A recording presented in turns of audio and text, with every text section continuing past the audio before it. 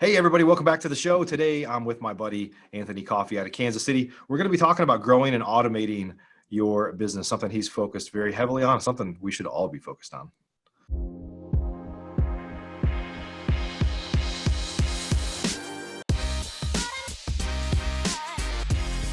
Professional real estate investors know that it's not really about the real estate. In fact, real estate is just a vehicle to freedom.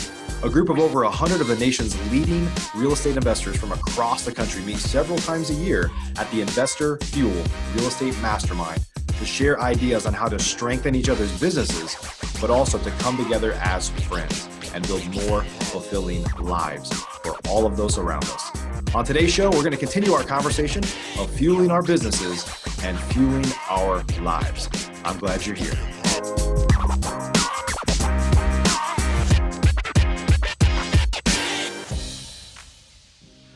Hey, Anthony, welcome to the show. Hey, Mike, how you doing? Good to see you, buddy. Yeah, you as well. So it's interesting. You kind of, at the time we're recording this here, we're hot and heavy with COVID and all this stuff, and it's hard to not talk about it these days. But I think, more than ever, people should be using this opportunity to improve their business, improve their lives. And even before this, you guys are really heavily focused on a lot of automation and things in your business. I think it's going to be a good topic today because a lot of people, everybody, nobody gets into real estate investing to be in a job, but a lot of people end up there because they get in and they don't have the right systems and processes in place, or they just say, well, I'll get to it eventually. And they just kind of keep grinding it out for sometimes an entire career, which is not good. Yeah. But before we kind of jump into that, you guys definitely have an impressive shop you're running there and on the, growing quickly. Before we jump into that, though, let's talk about maybe your background, like how you got into real estate investing in the first place. Yeah, we've been doing this 6 years now. I got into real estate mainly through my twin brother. He's the entrepreneurial mind of the two of us. I'm just a blue collar worker, and so whenever I got back from Afghanistan, he wanted to get into real estate, and so we went to a real estate seminar course. We saw the benefits of it. And we just jumped right into it, and I burned my boats and said, this is it. And ever since then, every day I've been educating and networking and trying to learn more about this business. And this is my passion. I'm in love with it. Yeah. So there's a ton of people that got started that way, going to a seminar. I myself went to lots of events early on. I even put on lots of seminars and events over time. What do you think differentiates, this is kind of a little bit of a side topic here, but what differentiates the dreamers, I guess, that go there and don't execute? Because the knowledge is all there, right? I mean, at the end of the day, it takes motivation to get out and kind of push forward and overcome a bunch of obstacles. What do you think differentiates some people that take that education, that knowledge, and press forward, and some that just throw up their hands and like, this sounds hard, which it is? I would say the pain period. So when the pain's strong enough, you're going to make a change. And so yeah. They may have all the knowledge and the information, but if they're content on their current status and their current lifestyle, then they won't make any changes. Yeah. It's going to be interesting during this kind of COVID downturn, because I actually believe, and I hope a lot of people that are out there that realize that I felt like my job was safe, and nobody's job is safe. I mean, without getting into a bunch of details about my background, I thought I had an awesome job. I was safe and everything. And then until the moment I wasn't, it was just one day to the next. It's like somebody flipped a switch, And so hopefully this is a wake-up call that inspires people to take a little more control over their own destiny. So, yeah. And then I used to be a blue-collar worker my whole life. Concrete, was a union power line worker, was a personal trainer, a jack of all trades. I moved around every couple of years to see what's going on. But when I was on the power lines, it was a union job. It was a good job. But, society and your parents are telling you, hey, this is a good job. You got to keep it. And then in my gut, I'm like, is this really that great? That's all there is. Yeah. Yeah. And then, for me, I want something more and better, and I want to, max out my potential. And I just felt like we had a lot more on the table to do. And I didn't want to spend the rest of my 20 years into that job and just being, unsatisfied and angry and making problems. And I know that, the truth is what we're going to talk about today. You didn't even want a job, period. Right. So a lot of real estate investors end up in effectively a job. They're self-employed. They might say, I own a business. I'm a business owner. It makes you feel good. But at the end of the day, they're probably working harder than ever. So, what's your goal with real estate? I know it's not to be, working 40, 50, 60, 80 hours a week, whatever a lot of folks are doing. What's your goal? The goal is the freedom like everybody else. I want to take all the obligations off the table. I want to create a lifestyle and give back. And that's it through real estate. And so when I went to that seminar, you start seeing, you just see the light. You just see like what could be. Like I didn't even know, before I even got into real estate, I didn't know what a mortgage was. I had no idea what anything of real estate was. So it was all brand new to me. I jumped into the pool, feet first, and went straight ahead at it. So yeah. And you and your wife have said several times, like, hey, we're focused hard. We're focused on working ourselves out of jobs right now. Right. And so I know you guys are putting a lot of things in place. Maybe talk about kind of like some of the things you're doing and just your thoughts on kind of delegation ultimately. Yeah. And so when we first started, I was by myself. Candace wasn't on the team yet. I had the pride and ego where I can do it by myself, and which we were doing it by myself, but I wasn't doing it very well. And I had 3 crews working for me at one time. I thought I was doing some big and heavy stuff. And that's when things started hitting the fan, falling through the cracks. I lost 30 grand on a deal, 4 grand on a deal, 10 grand on a deal. So when the evidence is in the pudding that you're having mistakes and your bottom line's not there, and my biggest fear is losing someone's money. So I never want to lose anyone's money. And so, Right. yeah. And so that's why I knew something needs to change. And so I started, even 3 years into it, I started reading books of like other people's books, like, Fire Yourself and Subject Twos and stuff like that. Yeah. And so I knew there was a gap in between I had to cover to really be proficient and grow this business. I knew I couldn't do it by myself. And so after some knowledge and education and networking, seeing how other people run their business and how they compensate their guys, I knew we had to go that route. And now we formed a business where it's our own little business, but it's, we just pick and choose off of, what other people are doing and see how they're compensating and stuff like that. Yeah. So now we got a pretty good little operation going here. That's great. That's great. And how do you decide where to start with delegation? Because there's always a common question. Should I, for example, should my first hire be an acquisitions manager or an admin or project manager? There's always those types of questions. I mean, you've been through this a few times. We all have a few war wounds, some arrow wounds on our back from doing things the wrong way. Where do you think people should start with delegation, or how do you decide? I think you have to take an honest, hard look at yourself in the mirror and go with your gut instinct. Like I said earlier, I read that book, and I thought I needed to hire a project manager, which I did need a project manager. But ultimately, I mean, he was just focused on his roles and responsibilities, and he started doing things that I wanted him to do more. So, and then he started neglecting, like I gave him 6 jobs, 6 houses. He did about one of them well, and then the other ones weren't so well. And then so I had to let him go. And then right when I let him go, I had to ask myself, well, what do you really want right now? And basically, I was looking for another me, and so I just had to figure out how to find that right guy and compensated him accordingly and keep him motivated. And so that was a hard time to figure that out. But once we got that figured out, it's great. And so we hired the acquisition manager and the project manager. It's one guy, but it's 2 different compensation levels, and he's just absolutely killing it. And then whenever he's getting too much workload on him, we're going to be elevating him up and getting a new project manager in there, so we can teach him. Yeah, you kind of have to look and see. You have to reflect on what are you good at and what are you not good at, right? And there's some people that say, "Hey, I should fill in the spaces where I'm not good. Like I need to take this off my plate." There's some people that say, "When I'm really good at something, I should replace that role first because that'll remove the biggest burden from me." So I mean, either line of thought can work, but everybody has a little bit of a different thought. I tend to try to fill in the things that I'm not good at, I don't want to do, because if I have to work, I prefer to be doing things that I want to do, Yeah. Same way.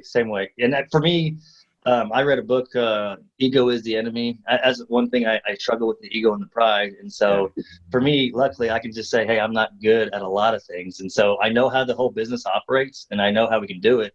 But there's people that can do it better in that one category.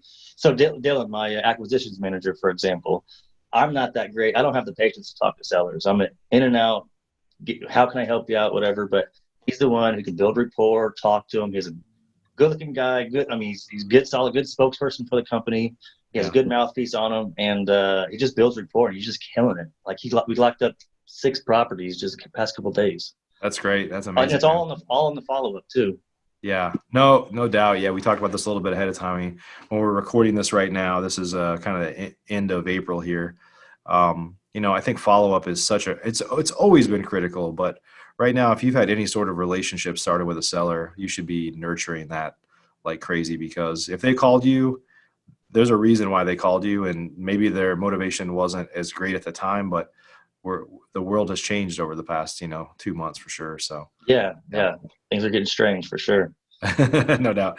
So you talked a lot about education, reading, all these things. Like what kind of role does that play in your business? And then do you do anything with your employees and your staff to try to help kind of educate them? I know you said you're training your guy Dylan, and you already kind of have a path like, hey, once you get good at this, we're going to replace you and move you here. I mean, that's really cool, kind of visionary type stuff where you're seeing a roadmap of how you're going to stack up your team. So talk about Yeah, education a little bit.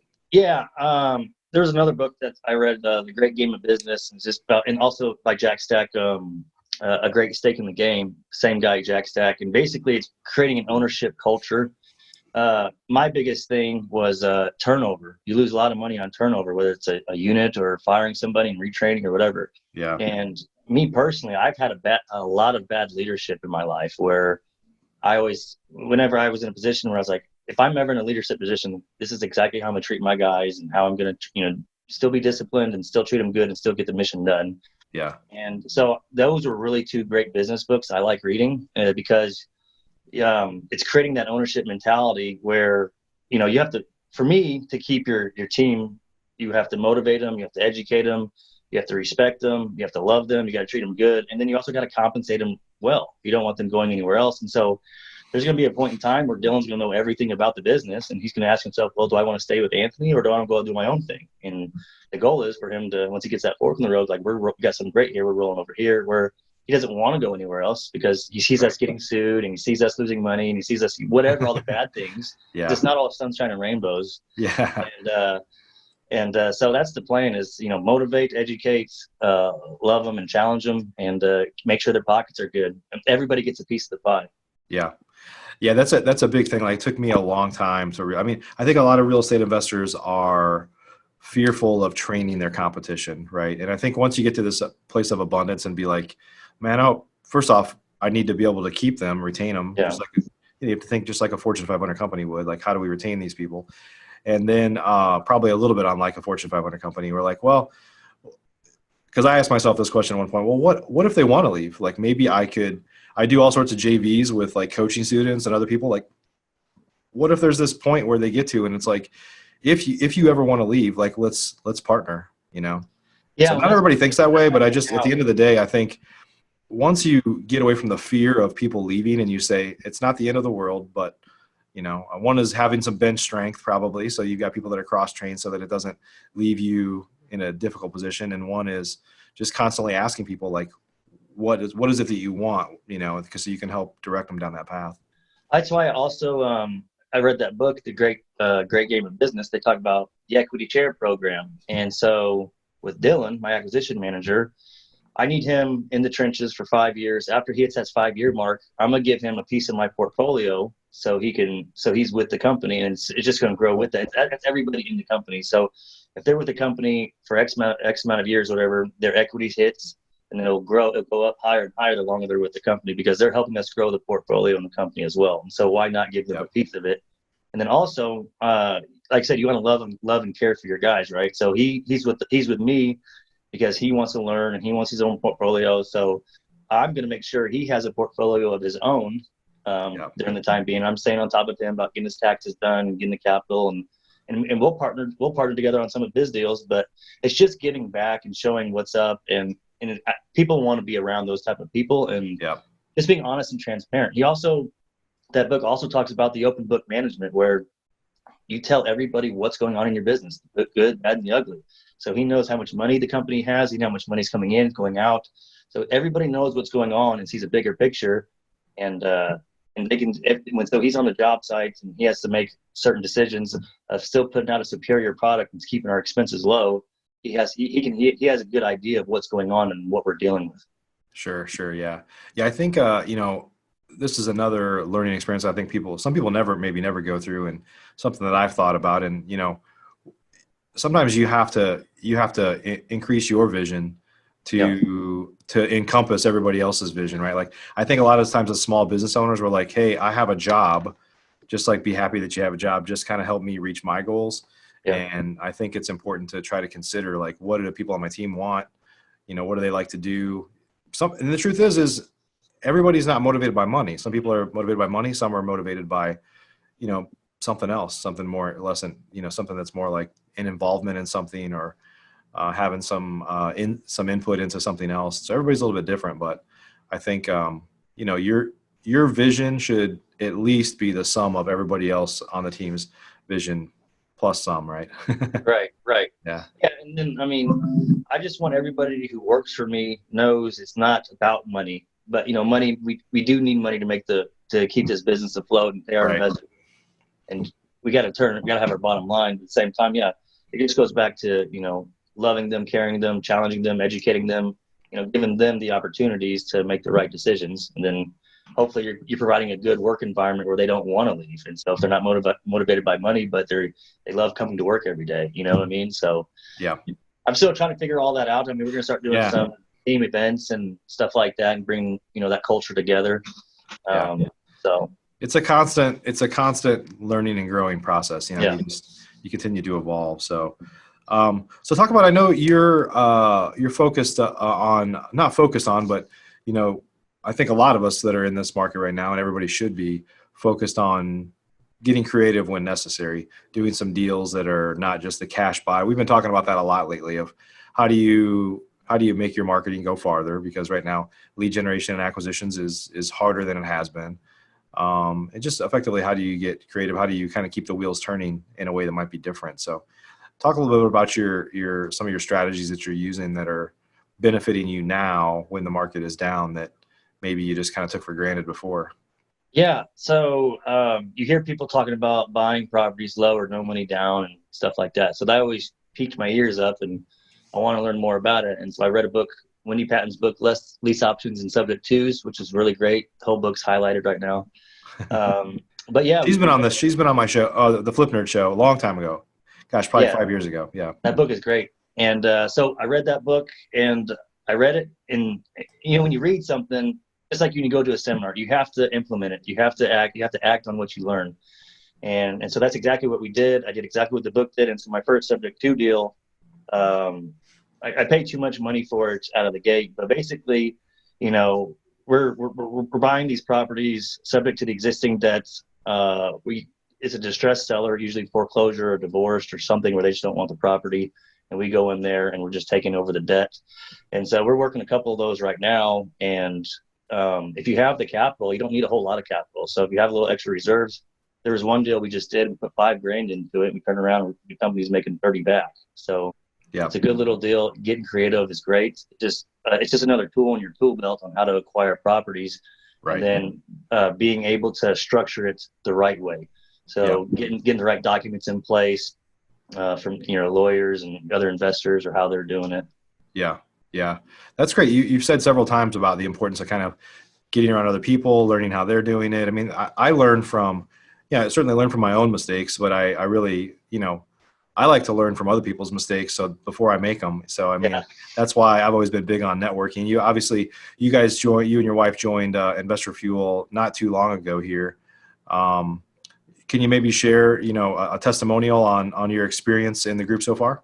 Yeah, so Investor Fuel has been great. You guys helped us level up as well. Because before Investor Fuel, we weren't tracking our KPIs. We were still trying to get our marketing down, and that's where we're really lagging. And so ever since joining Investor Fuel, talking to everybody else in the group and seeing you're just shooting the crap with everybody, seeing how they run their business, seeing how they compensate, seeing what their formulas are, their criteria is, and their profit margins, because everybody's a little all over the board. And it's a great group. It's a great networking experience. And I've learned a lot from the short time I've been in there. And I'm grateful to be in the group and just to get to know everybody.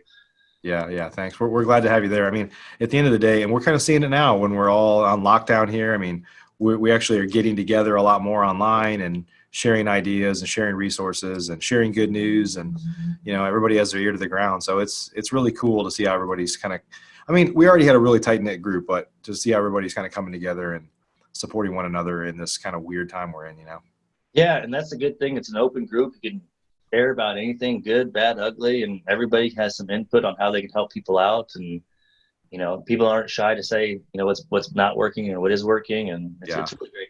It's a good community for sure. Yeah. Yeah. Cool, buddy. Well, hey, thanks so much for joining us today. We definitely appreciate your time. I love being on here, Mike. I appreciate you inviting me. Yeah. So if anybody wanted to connect with you, it's kind of keep their ear to the ground on what's going on. Where could they go to learn more about what you're doing? Well, they can email me directly if they have any questions or concerns. It's my first and last name. So Anthony Coffey at mail.com. And then they can go to my Facebook, Anthony Coffey, and see what we're doing. We got the company page and stuff like that. But yeah. It's more for sellers. Yeah. So we'll definitely add your Facebook link down below. So hey, buddy, thanks again for joining me today. Thanks, Mike. I appreciate it, bro. Good to see you. Yeah. We'll see you here shortly, hopefully for our Investor Fuel happy hour. I'll have a couple of drinks with you. Everybody, hey, thanks for joining us today. Hope you got some good value out of Anthony. At the end of the day, you should be spending your time right now focus on improving your business, putting the right systems and processes in place, putting the right people in place, so that you can hit your goals without you being a slave to your business, right? None of us ultimately want that. So hope you got some good value. If you haven't yet, we'd love it if you subscribe to the Investor Fuel show. You can get access to all of our shows at investorfuel.com. You can learn more about the Investor Fuel Mastermind there as well. And of course, you can find all of our shows on iTunes, Stitcher, Google Play, YouTube, wherever you're watching or listening right now. So if you haven't yet subscribed, we'd love it if you do. Give us a positive review. That'd be great. Appreciate you a ton. See you next time. Are you an active real estate investor? If so, and you want to latch on to the power of surrounding yourself with over 100 of the nation's leading real estate investors, all committed to building stronger businesses and living richer, fuller lives, you should jump on a call with us to learn more about Investor Fuel. Simply visit investorfuel.com to get started.